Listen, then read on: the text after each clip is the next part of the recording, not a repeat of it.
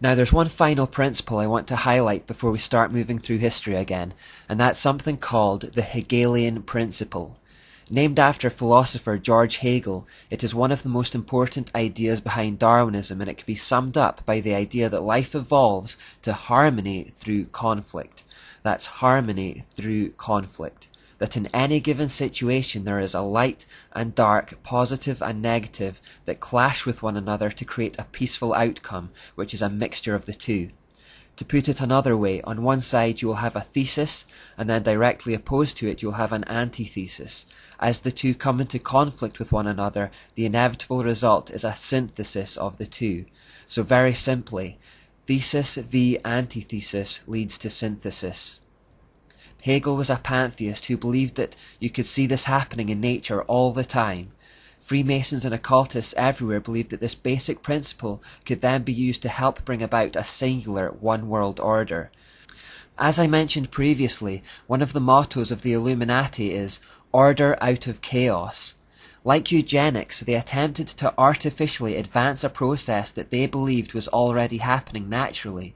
Because the goal of Satan was to reverse the scattering and fragmentation that had happened in Babylon to return the world to a singular system, the idea was to keep clashing opposing ideologies together to create conflict, which would eventually lead to peaceful solutions and unity, or synthesis in other words.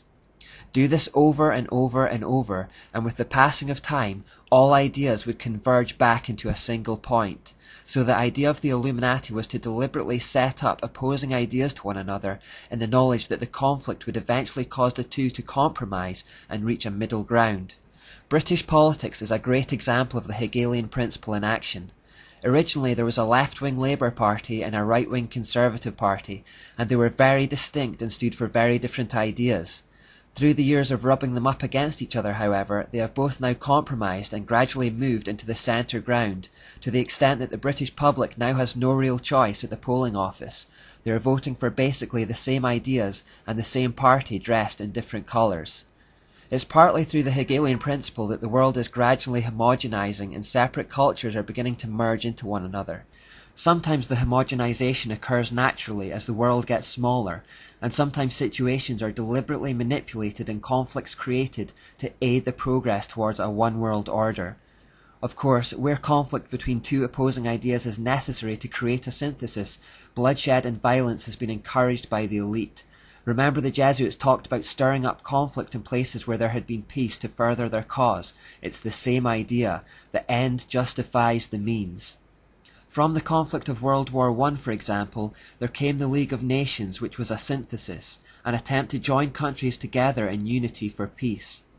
Similarly, after the conflict of World War II, a synthesis was created afterwards in the United Nations, which exists to this day. We'll look at that more later. Wars are a win-win situation for the elite because they don't have to fight them personally, they help keep populations down, which is one of their main aims as we have already seen, and commercial enterprises often make a lot of money from them at the expense of taxpayers. And now, having taken the time to establish the principles of the Enlightenment and what they set out to achieve, we'll look at their first attempt at overthrowing monarchies and destroying Christianity, the French Revolution.